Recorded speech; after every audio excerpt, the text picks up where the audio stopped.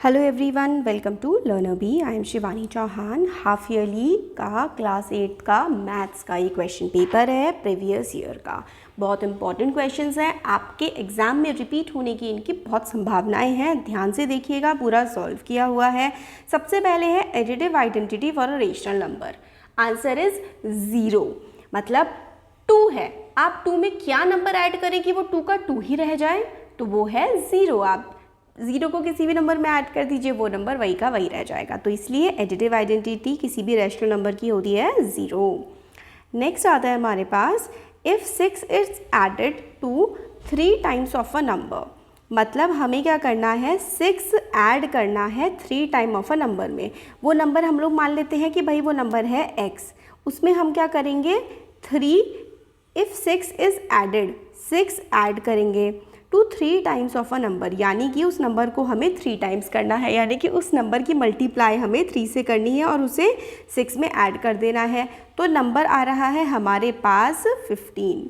तो ये वाली इक्वेशन हो गई, 3x + 6 = 15।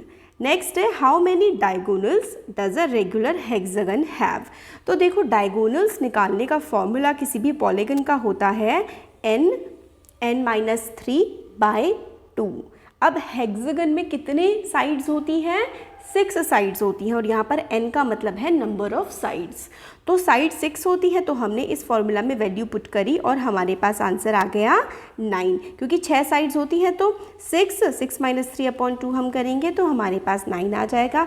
किसी भी रेगुलर पॉलीगन के अगर हमें डायगोनल्स निकालने हैं तो इस फॉर्मूला से हम लोग उसको इजीली निकाल सकते हैं।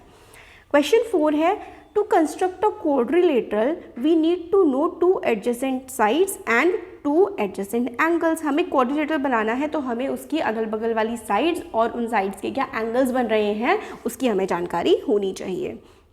क्वेश्चन 5 आता है, what is the upper limit of the class interval 25-30। Upper limit यानी कि ऊपर वाली, तो ऊपर वाली लिमिट कौन सी बनती है इसकी, वो बनती है 30।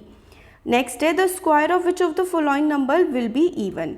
तो आप लोगों को ये चीज़ याद रखनी है कि square of even number is always even. तो जो इवन नंबर्स का स्क्वायर होता है वो हमेशा इवन ही होता है। तो इसमें से 50 का आप स्क्वायर करेंगे तो वो जो नंबर आएगा वो इवन ही आएगा। क्वेश्चन 7 है, the unit digit in the square of this number. Unit digit कौन सी होती है, जो पीछे से पहली वाली, यानी कि ये वाली डिजिट यूनिट डिजिट होती है। तो 4 is the unit digit in this number.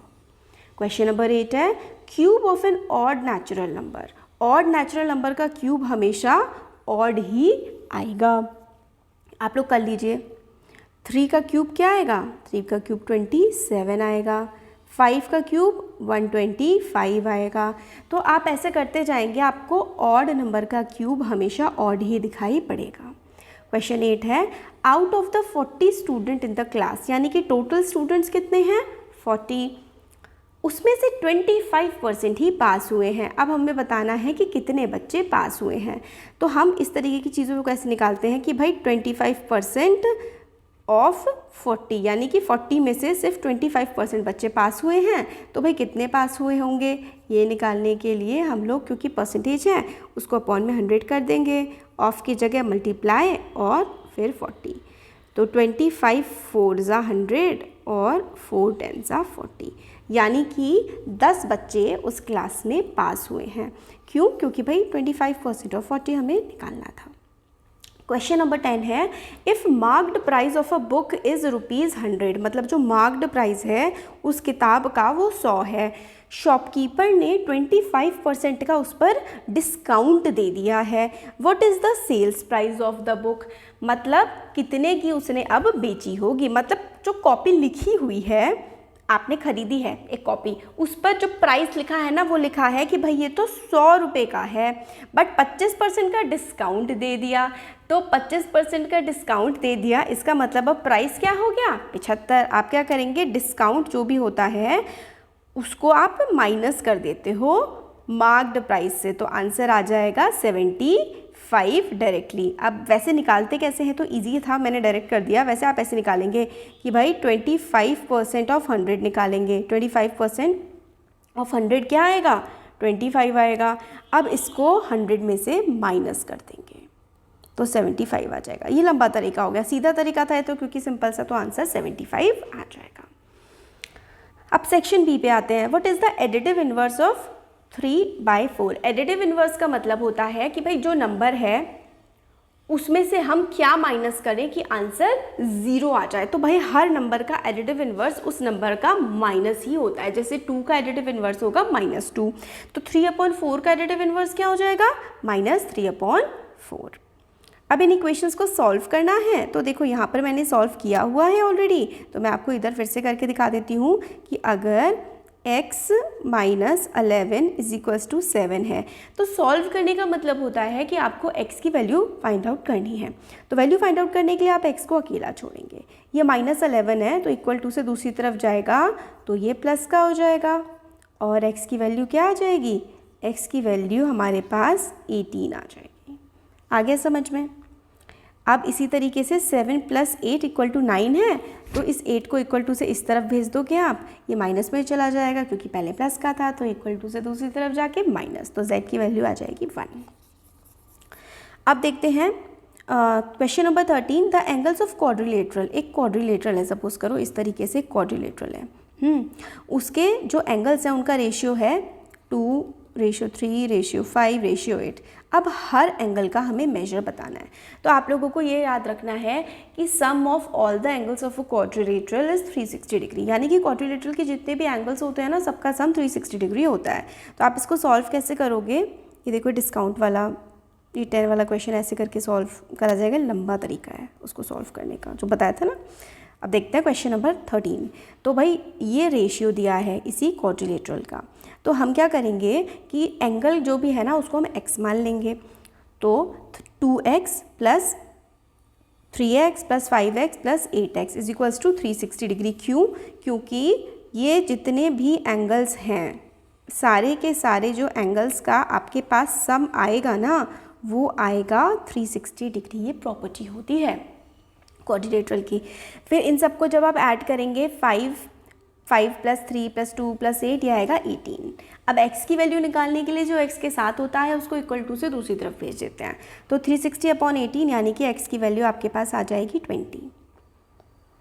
ठीक है, तो 13th क्वेश्चन का जो आंसर आ गया हमारे पास वो आ गया हर एंगल का जो मेजर है वो x की वैल्यू तो हमारे पास 20 आ गई। अब हर एंगल का मेजर निकालने के लिए आप लोग क्या करेंगे, देखो हर एंगल का मेजर आप ऐसे निकालेंगे कि हम इसको a मान लेते हैं, इस वाले को b मान लेते हैं, इसको c मान लेते हैं और इसको d मान लेते हैं।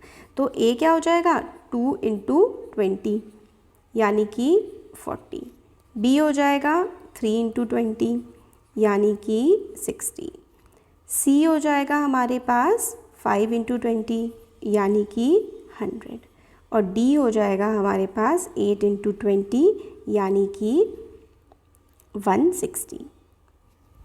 तो इन सब का जो सम आता है वो हमेशा 360 ही आता है। तो ये सारे के सारे एंगल्स की वैल्यू हमारे पास आ गई 40, 60, 100 और 160। तो ये हो गया क्वेश्चन नंबर 13। अब क्वेश्चन नंबर 14 में हमें बोला गया है फाइंड द क्यूब ऑफ 0.3। तो 0.3 का क्यूब निकालने के लिए आप लोग क्या करोगे, सिंपल सा इस तरीके से मल्टीप्लाई कर दोगे तो आंसर हमारे पास आ जाएगा। या फिर आप क्यूब का फॉर्मूला लगा सकते हो, मैंने यहाँ पर ऐसे कर दिया है। नेक्स्ट है if 20% of x is 25 find the value of x। तो सिंपल सा है, यहाँ पर आप देखोगे 20% ऑफ x = 25 है ना। तो x की वैल्यू आपको फाइंड आउट करनी है। 20% ऑफ x इज़ 25, तो आप क्या करेंगे, परसेंटेज की जगह आप अपॉन में 100 लिख देते हैं, ऑफ की जगह मल्टीप्लाई लिख देते हैं और x और इधर आ जाएगा 25। अब ये आप क्या करें, जो 100 अपॉन में था वो इक्वल टू से दूसरी तरफ जा कर के क्या हो जाएगा, या फिर आप यहाँ पे ही काट दो इसको, 21 × 20, 25 होता है 100। तो अब आपके पास हो गया x/5 = 25।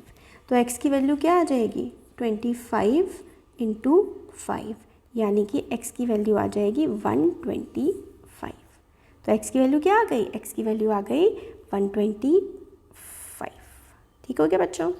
अब नेक्स्ट देखते हैं हम लोग, हिस्टोग्राम बनाया हुआ है हमारे सामने एक। इसमें हमें बोला गया है what is variable being represented by the histogram. तो वेरिएबल क्या होता है, जो बदलता रहता है। यहाँ पर हाइट बदल रही है ना बच्चों की, तो हाइट जो है वो एक वेरिएबल है। ये डिस्क्रीट है या कंटिन्यूस है, तो देखो ये कंटिन्यूस हमारा बन रहा है। नेक्स्ट है कि भाई how many students are over 170 centimetre tall. 170 centimetre से ज़्यादा टॉल बच्चे कितने हैं, तो 170 से ज़्यादा कितने बच्चे आ रहे हैं, तो 170 से ज़्यादा तो हमारे पास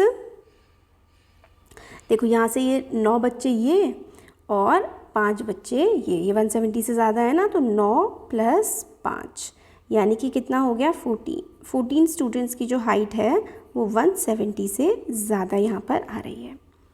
how many students are there in all. Total बच्चे कितने हैं, तो जितने भी जो है बच्चे हैं वो आप कैसे निकालोगे कि 150 से लेकर 155 तक 5 बच्चे है ना, और फिर यहाँ पर 150 से 160 तक एक बच्चा है, फिर ये फिर से 5 है, ये फिर से 5 है, ये 5 है, तो 5 5 5 5 यानी कि 20 तो यही हो गए, और ये 9 है तो 20 + 9 29 और एक ये 1 यानी कि जो टोटल स्टूडेंट हैं वो हमारे पास 1 2 3 4 यानी कि 20 29 और 1 यानी कि 31।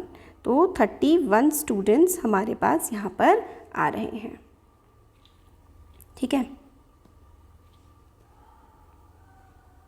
31 आ रहे हैं, कितने आ रहे हैं 5 4 जा 10 और 15 20 और 30 आ रहे हैं बच्चों, 30 टोटल 30 स्टूडेंट्स हमारे पास यहाँ पर आ रहे हैं। नेक्स्ट है what is the minimum height. तो सबसे कम हाइट तो हमें यहाँ पर 150 देखने को मिल रही है, और सबसे हाईएस्ट हाइट जो है वो हमें देखने को मिल रही है 1। टॉलेस्ट स्टूडेंट की जो हाइट हमारे पास जाएगी वो हमारे पास जा रही है 175 से लेकर के 180।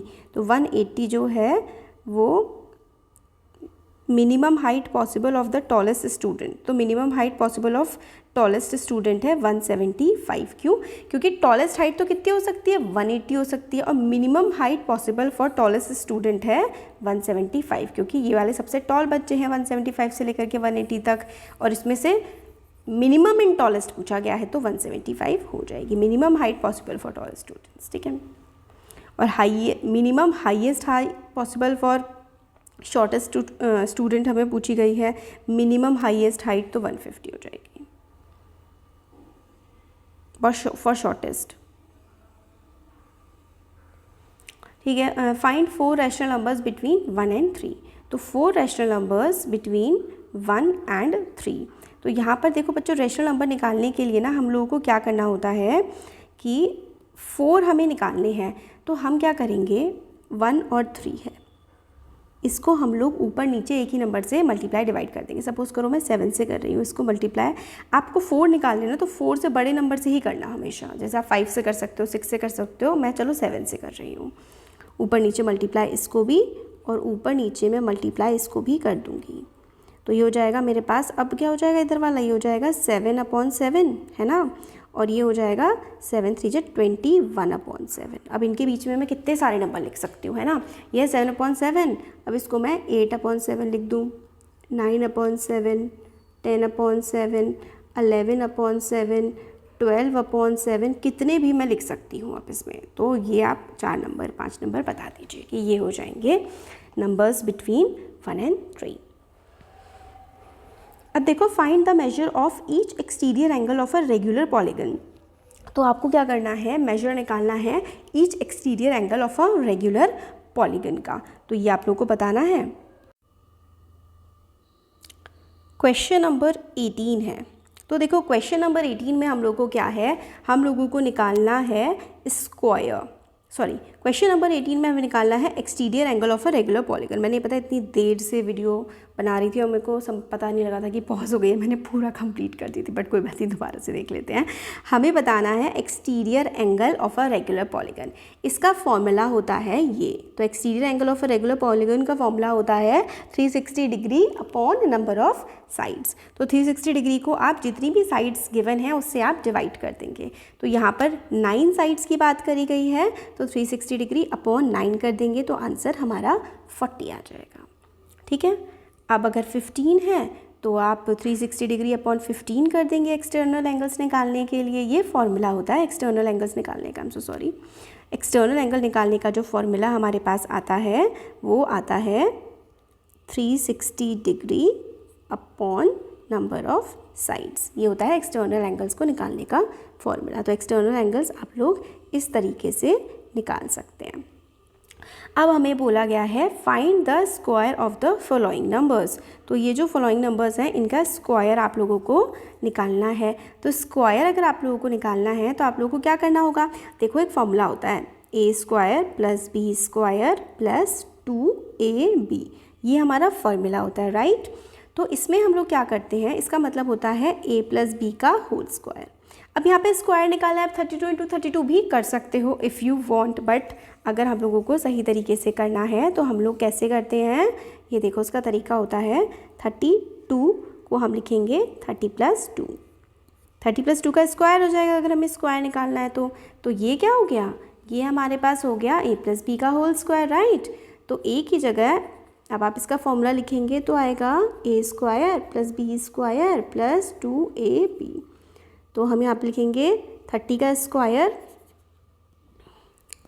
स्क्वायर प्लस 2 का square plus 2 into a into b। तो 3 3 ज़ा 9 और 2 2 ज़ा 4, 3 2 ज़ा 6 और 6 2 ज़ा 12, यानी कि 120 यहाँ पर हमारे पास आ जाएगा। अब इन सबको आप ऐड कर लेंगे तो आपके पास आ जाएगा, देखो 1024, 1024, ये आपका आंसर आ जाएगा। इसी तरीके से आप लोग 35 वाला भी कर सकते हैं। आप 35 वाले के लिए आप लोग यहाँ पे क्या करेंगे, ये आपका 2 का हो गया। अब 35 अगर है आपका तो यहाँ पर आप 30 प्लस 5 का स्क्वायर कर देंगे। तो यहाँ पर फिर आप 2 की जगह जहाँ जहाँ 2 है वहाँ आप 5 लिख दें। ये वाला 2 तो रहेगा क्योंकि वो फॉर्मूला में है, तो ये हमारा ये तो यही रहेगा और ये वाला थोड़ा सा चेंज हो जाएगा, ये हो जाएगा 5 5 ज़ा 25, 5 2 ज़ा 10 और ये फिर हमारा 300 हो जाएगा। तो ऐड करने के बाद अब हमारे पास क्या आएगा, 900 प्लस 300, 900, 300 और 25, ये आ जाएगा 1225। तो ये हम लोगों ने देख लिया क्वेश्चन नंबर 19, राइट। तो क्वेश्चन नंबर 19 हमारे पास ये हो गया। अब हमारे पास आता है क्वेश्चन नंबर 20। क्वेश्चन नंबर 20 में हम लोगों को बोला गया है कि भाई सम ऑफ 2 नंबर्स इज़ 95। 2 नंबर्स हैं उनका सम है 95। If one number exceeds the other by 15, मतलब एक नंबर जो है वो दूसरे नंबर से 15 ज़्यादा है, तो हमें नंबर्स को फाइंड आउट करना है। आप भाई इसको इक्वेशन 1 मान लो और इसको इक्वेशन 2 मान लो। इक्वेशन 2 से जो x की वैल्यू है ना, इक्वेशन 2 में आपके पास x की वैल्यू है, x की वैल्यू क्या है, y प्लस 15 है।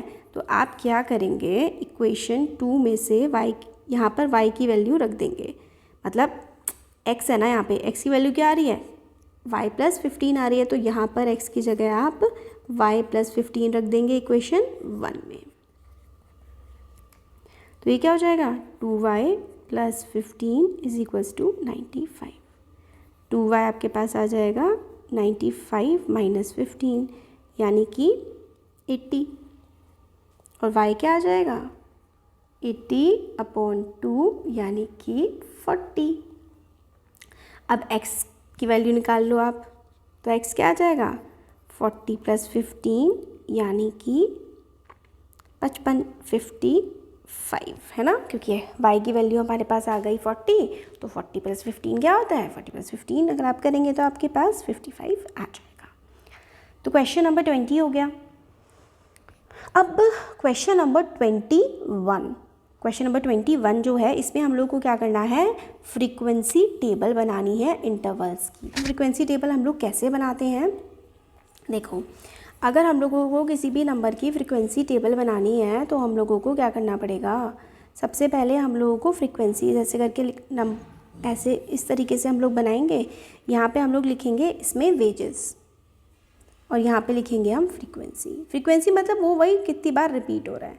यानी कि इंटरवल हमें ऐसे बनाने हैं कि 800 से लेकर के 810, और ये जो आगे वाला है ना 810, ये ऐसा होता है कि भाई 800 से लेकर के 809 तक वाली वैल्यूज़ लिखेंगे हम, और 810 से लेकर के 819 तक वाली हम लोग वैल्यूज़ यहाँ पर लिखेंगे। इस तरीके से ये टेबल चलती है, ठीक है। तो मैं आप लोगों को दिखा देती हूँ कि कैसे ये होता है। ये देखिए,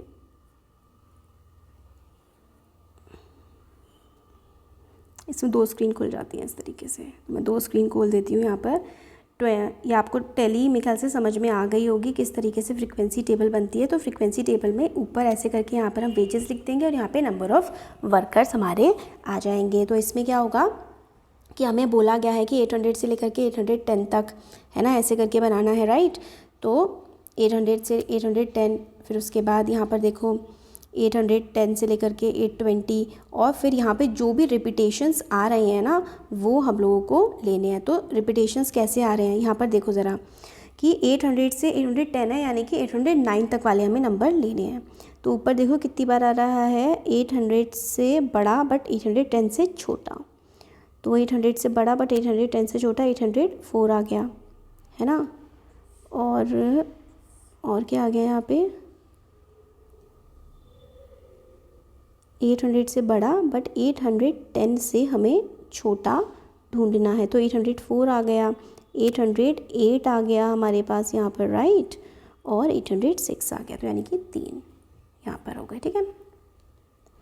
810 से लेकर के 820, यानी कि 820 से छोटा बट 810 और उससे बड़ा। तो यहाँ पर हमें 810 दिख रहा है, फिर उसके बाद हमें 812 दिख रहा है। तो ऐसे ही करके आप लोगों को इसमें ढूंढना होता है।